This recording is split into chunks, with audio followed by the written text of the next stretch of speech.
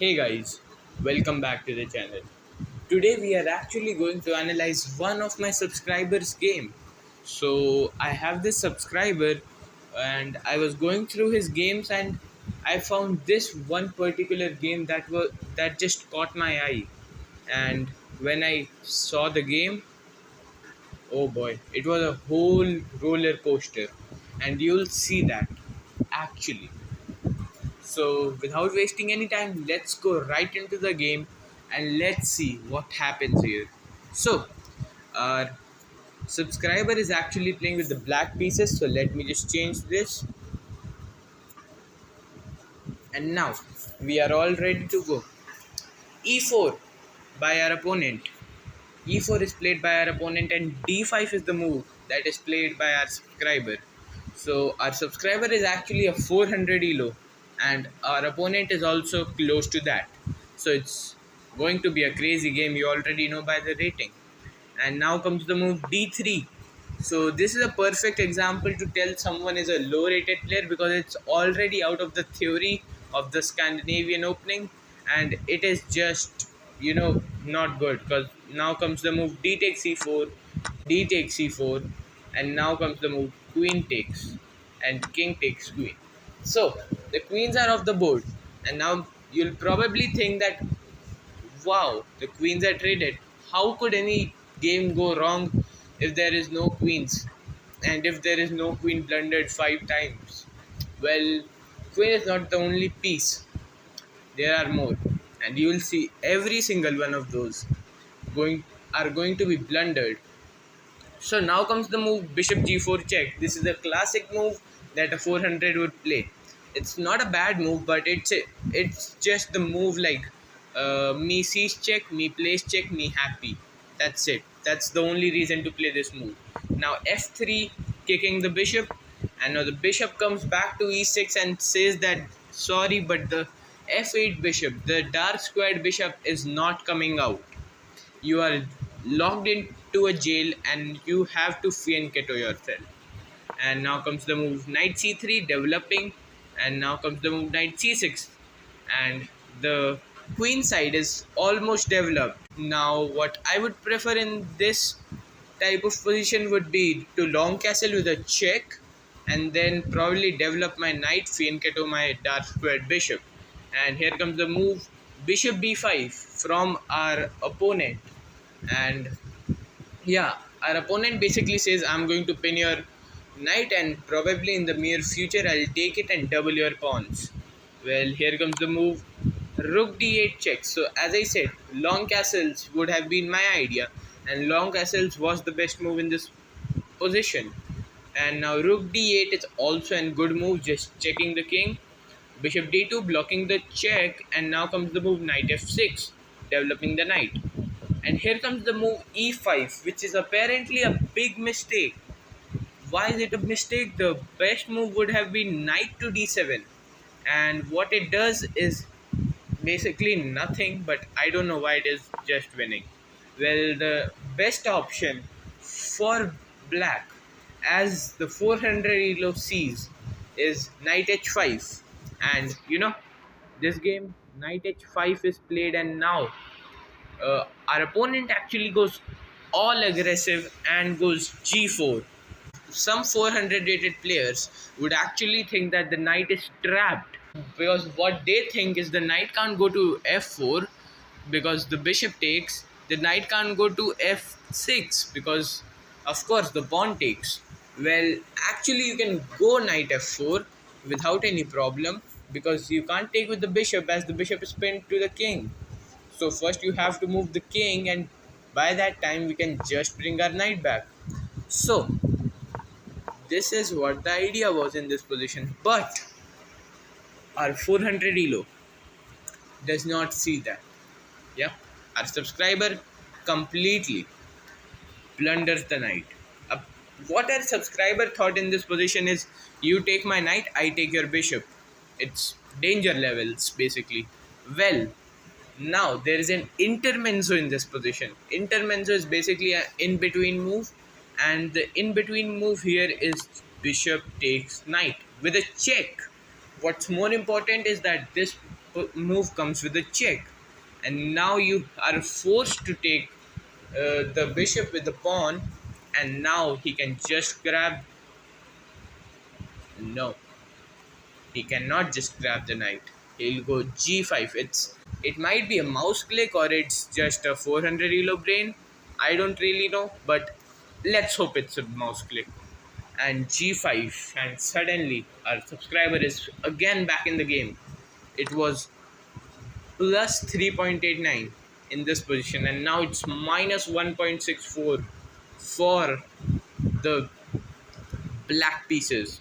And now comes the move bishop f5, trying to get something out of that bishop, which was before stopping the bishop to develop on f8. And now comes the move knight g2 e2. Yep, knight g2 e2 played, developing the knight. Here comes the move c5, basically just pushing a pawn towards nothing and gaining nothing basically, because there is no idea of this move. Here comes the move king c1, trying to get the king to safety. e6 played by our subscriber, trying to get the bishop out, but bishop can only go to e7 and try to do something from there. Here comes the move rook d1, and the pawn reaches its destiny c4. Yep, now the pawn can't move, and if it would have moved, I don't know if there was anything you could gain, but apparently c4. And now comes the move b3, which is an inaccuracy. Of course, what our opponent thought was that if I take the pawn, he captures back and he gets his rook active, which actually happened in the game. And now this gives an advantage to the white pieces, because all the advantage at this position for the black pieces was that all its pieces are somewhat going to be ready. Like you can get your bishop out after some point, you can get this knight back after playing g6 and something. But now when you take, now the rook is actually attacking your pawn. So the rook didn't move, but it's now very active and very dangerous. And here comes the move bishop to b4.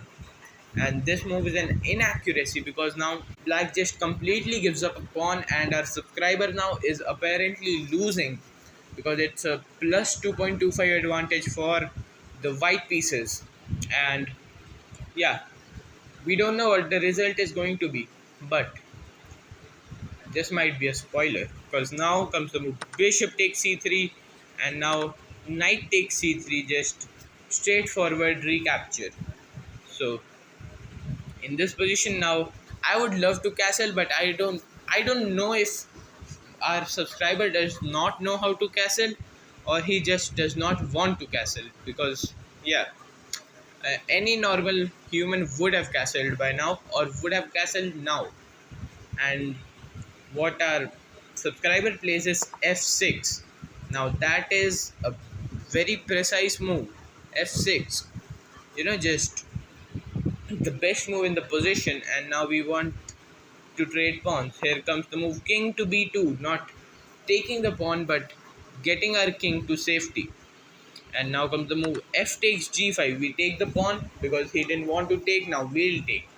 And here comes the move rook da1, a blunder on the board, because now you leave the bishop hanging. The bishop is straightforward captured by the rook, and there is no complex thing in this. So of course our subscriber, who is a 400 elo, we have to mention that, sees this and plays the move king to e7. Yup, look at this eval bar going from minus 3.88 to plus 4.55. Yeah, this game is going to be like that for some moves. The bishop could have been captured, but now you see the moves are on the board. The arrows tell you we can go bishop takes pawn, and then it's just going to be, you are just down a rook now.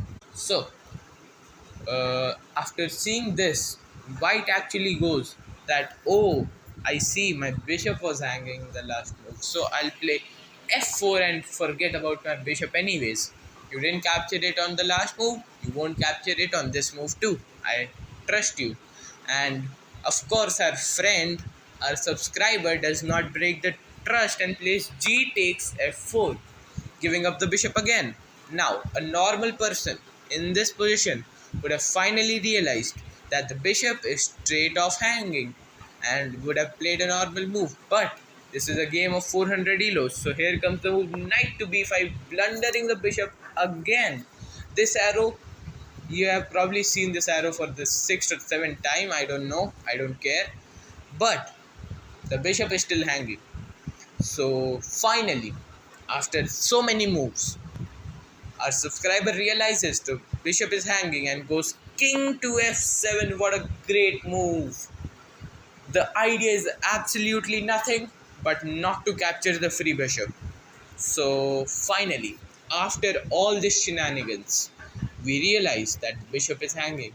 We realize our opponent and our friend, our own subscriber, realize and plays knight takes c7, blundering the bishop right again.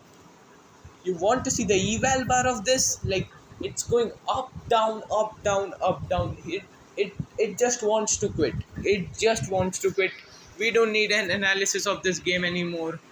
And after 78,000 moves of not capturing the bishop, and here comes the move rook to d7. The rook that could have captured the bishop for free does not capture and attack the knight. Yup. And finally, after all this stuff, White realizes that his bishop is hanging and plays this beautiful move, bishop to a5. This is actually a good, very pretty high level move for a 400 elo, because you see the two of your pieces were hanging in this position, the knight and the bishop, and you play a single move and protect both of them. So this is a very good way to play the game of chess. And yeah, what we just saw was not a very good example of it, but this is a good example. So yeah, this is good.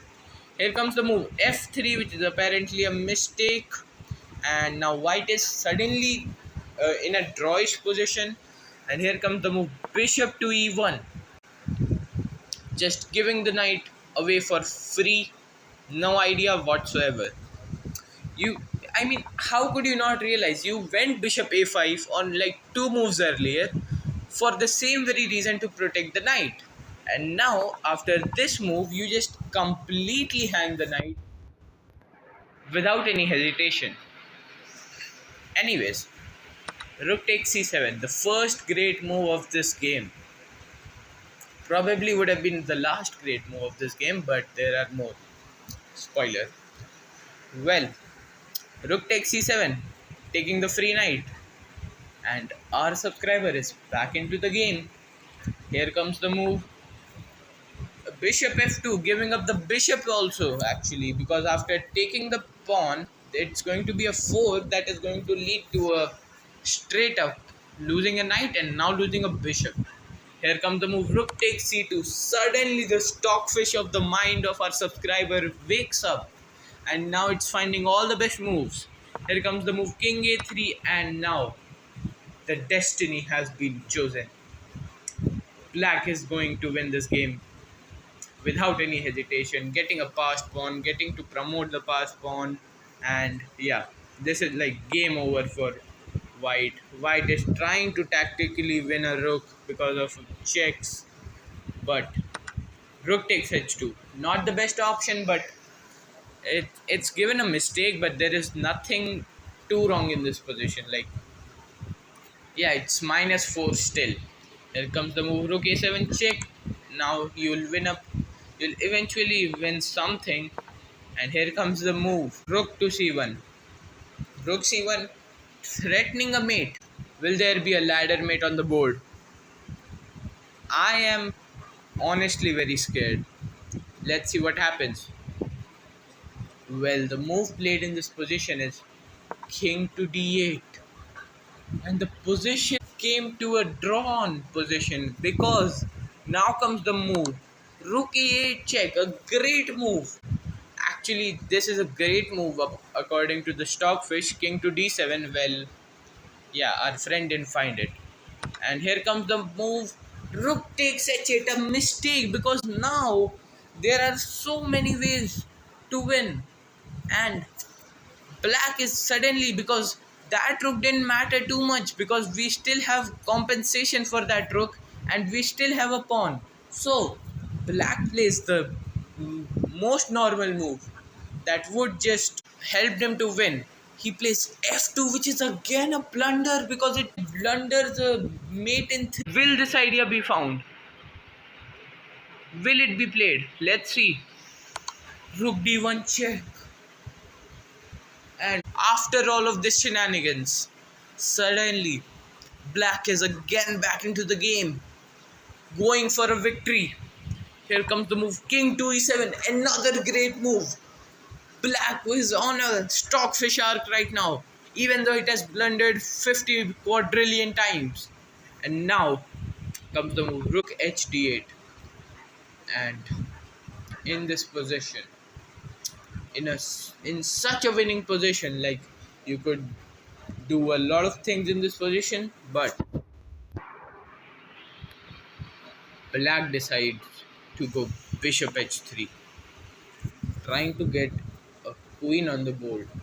And here comes the move, rook to d7, checkmate. Yeah, the queen was close to come back in the game. The bishop was ready to help the queen come back into the game. The rook was ready to support the pawn. The knight was ready to come into the game after some moves. But the king was not ready for this surprise. And the game ends as our subscriber loses in this game and white goes on to win the game. According to the game review, by the way, look at, first of all, this is like a moment in history. Look at the eval bar. Wow, that's absolutely crazy. Then look at the accuracy, 47.5 against 40.2%. The average elo of this game is 125. That's it for today. I hope you liked the game. It was actually a heartbreak for the black pieces. He probably forgot about this game very next day, but yeah, we'll definitely remember this game for the continuation of this channel. Thank you very much. Peace out.